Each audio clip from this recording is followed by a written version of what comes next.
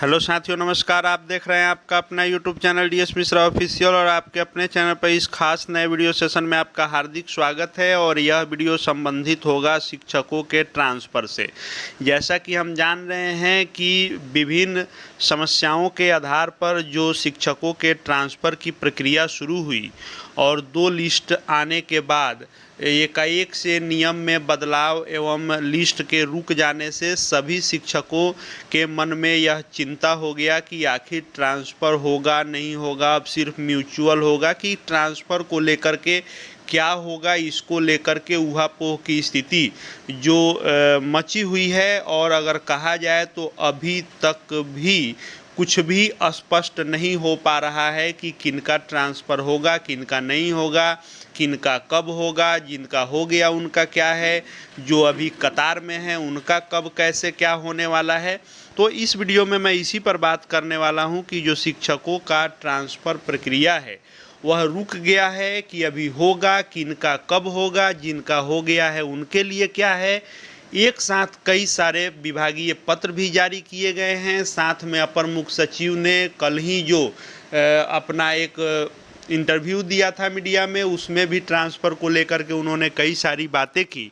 उन्हीं सब का निचोड़ इस वीडियो में बात करने वाला हूं। तो वीडियो खास होगा, अंत तक मेरे साथ बने रहेंगे। और यदि चैनल से अब तक नहीं जुड़े होंगे तो चैनल को सब्सक्राइब करके बेल आइकन को प्रेस कर लेंगे ताकि आगे आने वाली हर महत्वपूर्ण जानकारी आप तक पहुंचती रहे। तो सबसे पहले हम लोग इस पत्र को देख लेते हैं जो 1 जुलाई को जारी किया गया और 30 जून को ही कहा गया था कि 10,255 महिला शिक्षक का फिर से ट्रांसफ़र होने वाला है। इसके पहले 26,665 लोगों का ट्रांसफ़र हुआ था जो श्रेणी 1 से 6 तक असाध रोग, उसके बाद आपको गंभीर रोग, दिव्यांगता, विधवा जो शिक्षिका हैं, सिंगल शिक्षिका हैं, या फिर आपको हस्बैंड वाइफ के पोस्टिंग के आधार पर, इन सब आधार पर हुआ था 26,665। फिर 34,441 जो हुआ था वह 1 to 5 में हुआ था, लेकिन इसमें कोई ये नहीं था कि सारे अंतर जिला का छोड़ दिया गया या सारे सेम जिला का। सेम जिला में भी नहीं हुआ, अंतर जिला में भी नहीं हुआ, अंतर जिला पुरुषों में किसी का नहीं हुआ था। अब ये तीसरी लिस्ट जो आई है वह है 10,255 लोगों का। यह कल शाम से लोगों में दिखना शुरू हो गया है। जो भी इस 10,255 में होंगे उनका जिला कल से दिख रहा है, आज तक सबका दिख जाएगा।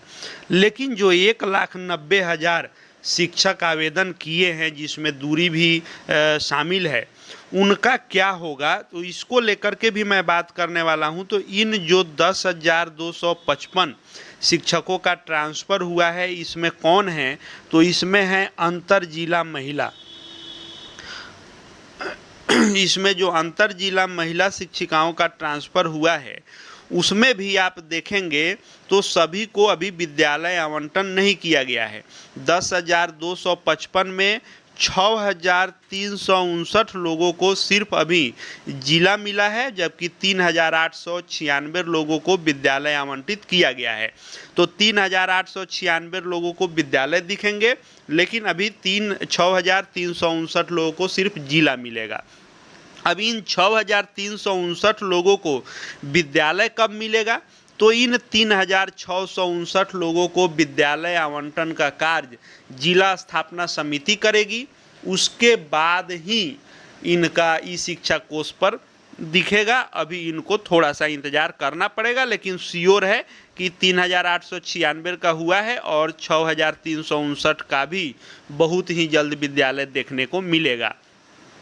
अब जिनका ये 10,255 लोगों को ट्रांसफ़र किया गया है, इसमें 6,000 का तो अभी आगे होगा, लेकिन 3,800 लोग जो ये हैं इनका जो स्थानांतरण हुआ है, इनको योगदान करने का जो डेडलाइन दिया गया है वह 10 जुलाई तक दिया गया है।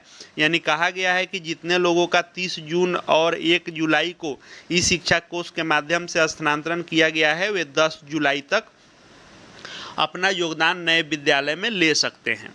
उसके बाद यदि आप बात करें कि म्यूचुअल ट्रांसफ़र जो लाया गया है, और म्यूचुअल ट्रांसफ़र जो लाया गया और सभी श्रेणी के लोगों के लिए जो म्यूचुअल ट्रांसफ़र की घोषणा की गई, इस पर अब बिहार सरकार शिक्षा विभाग ने प्रेस विज्ञप्ति जारी करके कहा है कि ये जो है बाध्यकारी नहीं है, यानी जरूरी नहीं है कि म्यूचुअल ही आपको कराना है और म्यूचुअल ही होगा। ये दोनों प्रक्रियाएं चलती रहेंगी। एसीएस साहब ने भी कहा है कि ये अनवरत चलने वाली प्रक्रिया है, एक बार मैंने शुरुआत किया है, ऐसा नहीं है कि कोई डेडलाइन है कि इस डेडलाइन को यह समाप्त हो जाएगा।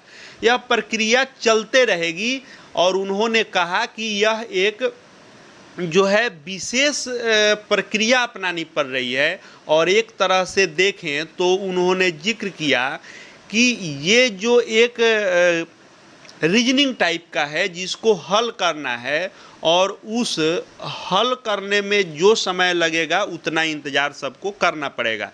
यानी उन्होंने कहा कि जो हम शुरुआती ट्रांसफ़र किए उसमें बड़ी समस्या सामने आई कि कोई विद्यालय खाली हो जा रहे हैं, यानी किसी में शिक्षक अधिक हो जा रहे हैं, छात्र कम, किसी में छात्र अधिक हो रहे हैं तो शिक्षक बहुत कम हो रहे हैं। तो ये जब तक संतुलन बनाते हुए नहीं ट्रांसफ़र करेंगे तब तक शिक्षा व्यवस्था ध्वस्त हो जाएगी। इसलिए अब दोनों प्रक्रिया शुरू रहेगी और संतुलन को देखते हुए यह प्रक्रिया अनवरत जारी रहेगी। और उन्होंने ये भी कहा कि जिन लोगों का ट्रांसफ़र हुआ है उनको भी यदि किसी प्रकार की समस्या है या ट्रांसफ़र को लेकर के कोई भी उनको शिकायत है तो जो सुविधा दी गई है ई शिक्षा कोष पोर्टल पर, वे ई शिक्षा कोष पोर्टल पर ग्रीवांस डाल सकते हैं।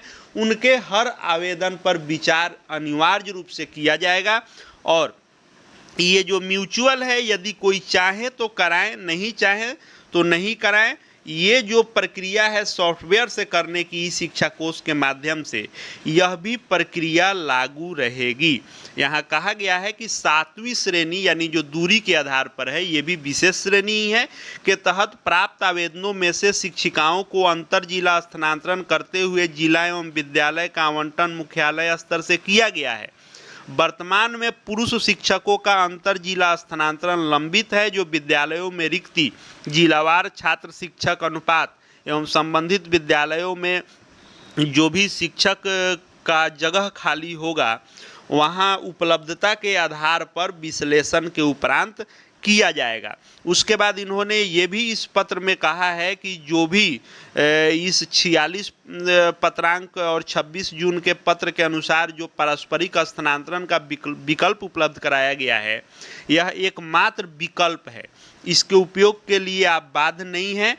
यदि अभी भी स्थानांतरण के संबंध में किसी शिक्षक को किसी प्रकार की समस्या है तो वे ई शिक्षा कोष पोर्टल पर अपनी शिकायत दर्ज कर सकते हैं एवं जिला स्तरीय समिति सभी मामलों का एक एक कर विचार किया जाएगा।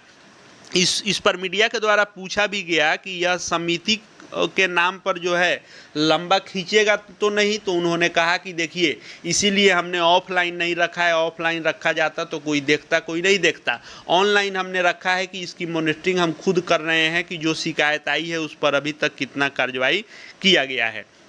यानी कहने का मतलब ये है कि अभी शिक्षा विभाग दोनों ऑप्शन आपको जारी रखेगा। एक और आपको म्यूचुअल भी रहेगा, आप चाहें तो म्यूचुअल कराएं। दूसरे ओर जो जिस प्रक्रिया के अनुसार 7वीं श्रेणी का ट्रांसफ़र चल रहा है वह भी प्रक्रिया अनवरत जारी रहेगी। अब निचोड़ पर आ जाते हैं कि आखिर किनका ट्रांसफ़र होगा, किनको अभी इंतज़ार करना होगा और किनका नहीं होगा। तो सबसे पहले मैं बात कर लेता हूँ किनका नहीं होगा। तो ये आप नहीं कह सकते हैं कि इस व्यक्ति का नहीं होगा, सबका होगा। सबका समय का अंतराल अलग अलग है, टाइमिंग लगने का जो सीमा होगा वो अलग अलग होगा। अब बात कर लें कि किनका कब होगा, तो पहले 26,000 बात कर लें यदि, तो 26,665 लोग 1 से 6 श्रेणी वाले का हो गया है। फिर बात कर लें 34,441 लोगों का जो 1 to 5 में हैं, इनमें हुआ है। बाकी बहुत सारे लोगों का अभी बाकी है, उनका जल्द होने वाला है, यानी जैसे ही रिक्ति मिलते जाएगी वो होगा। इसमें आपको इंतज़ार थोड़ा करना पड़ेगा जो 1 to 5 में बचे हुए हैं। फिर बात कर लें तो ये 10,255 हुआ है, जिसमें 3,800 कुछ लोगों का विद्यालय आवंटन तो हो चुका, बाकी 6,800 कुछ लोगों का कब होगा, तो इनका बहुत ही जल्द विद्यालय भी आवंटित हो जाएगा। यह काम जिला से होना है, इसलिए आपको 1 सप्ताह मैक्सिमम समय लग सकता है। 1 सप्ताह बाद अंतर जिला महिला का फाइनल होने जा रहा है। अब बात आ रही है कि पुरुषों का कब होगा, सेम जिला के जो पुरुष हैं उनका कब होगा। तो ऐसा नहीं है कि आपका नहीं होने वाला है, आपका भी होगा। कब होगा? एसीएस साहब ने अपने बयान में कहा है कि जो महिला शिक्षिकाएं रिक्ति खाली कर रही हैं उन रिक्तियों पर धीरे धीरे पुरुषों को एडजस्ट करेंगे। यानी जो अंतर जिला महिलाएं हैं छोड़ करके जा रही हैं, तो सेम जिला वाले पुरुषों से उसको हम भरेंगे। तो सेम जिला पुरुष 6 से 12 वाला का भी होने वाला है। जब महिलाएं पूरा 10,255 जाएंगी तो उस 10,255 सीटों पर पुरुषों का किया जाएगा और वे सेम जिला वाले होंगे। उनको थोड़ा सा भी और 15 दिन 20 दिन इंतजार करना पड़ सकता है। अब बात कर लेते हैं कि जो अंतर जिला पुरुष हैं उनका कब होगा। तो अंतर जिला पुरुष को अभी थोड़ा सा इंतजार करना पड़ेगा। क्यों? क्योंकि अभी छात्र शिक्षक अनुपात जिला वाइज देखा जाता है। तो कुछ जिलों में तो हो जाएगा जहां छात्र शिक्षक अनुपात में बहुत ज़्यादा अंतर है, लेकिन जहां शिक्षक अधिक हैं वहां अभी जो लोग चॉइस दिए होंगे उनको अभी थोड़ा इंतजार करना पड़ेगा। अब बात आती है कि क्या चॉइस बदल सकते हैं। तो बिल्कुल एडिट का ऑप्शन आपको मिलने जा रहा है। आप इस शिक्षा कोष पर जिला कोई अगल बगल का बदलना चाहे तो आप बदल सकते हैं। यानी जो लोग 4 जिला 5 जिला दूर हैं वह चाहे तो बगल वाले जिले में यदि छात्र शिक्षक अनुपात के अनुसार अभी आपको मौका मिलेगा तो आप वहाँ जा सकते हैं। आपको एडिट का ऑप्शन मिलने जा रहा है। या पटना वाले जो साथी हैं उनको भी एडिट का ऑप्शन मिलेगा कि वे अगल बगल के जिलों को चुन सकते हैं, क्योंकि पटना में अभी होल्ड रखा गया है। अब बात आती है कि पटना वाले का कब होगा। तो पटना वाले हो या अंतर जिला पुरुष हो, यानी पटना सेम जिला हो या आपको अंतर जिला हो, जो लोगों ने पटना का चॉइस दिया है इन लोगों का कब होगा। तो इस पर भी एसीएस साहब ने जो कहा उसी के अनुसार होगा। और वैसे जो है आपको देखने को मिलेगा कब कि जो एचएम बहाली है और एचटी बहाली है, यानी हेडमास्टर और हेड टीचर की नियुक्ति जब हो जाएगी तो लगभग 42,000 के करीब रिक्ति खाली हो जाएगी। तो 42,000 रिक्ति पर शिक्षक हटेंगे, वे हेडमास्टर होंगे। तो 42,000 रिक्ति पर शिक्षकों का ट्रांसफ़र हो सकेगा। ये भी एक बड़ा चीज़ होगा कि इतने पद एक साथ खाली होंगे, उस पर भी आपका स्थानांतरण होगा। फाइनली यदि कहें किनका किस दिन होगा तो आप ये तय नहीं कर सकते हैं कि इनका किस दिन होगा। बस इंतज़ार करते रहें, आपका नंबर जब आ जाए, लेकिन ट्रांसफ़र सबका होना है। आगे जो भी अपडेट निकल करके आएंगे सब आपके लिए लेकर के आता रहूँगा। चैनल से जुड़ जाएंगे, चैनल को सब्सक्राइब करके बेल आइकन को प्रेस कर लेंगे। साथ ही हमारे Telegram channel DS Mishra official से जुड़ जाएंगे ताकि शिक्षा जगत के हर अपडेट आपको मिलते रहें। इस वीडियो को देखने के लिए आपका बहुत बहुत धन्यवाद।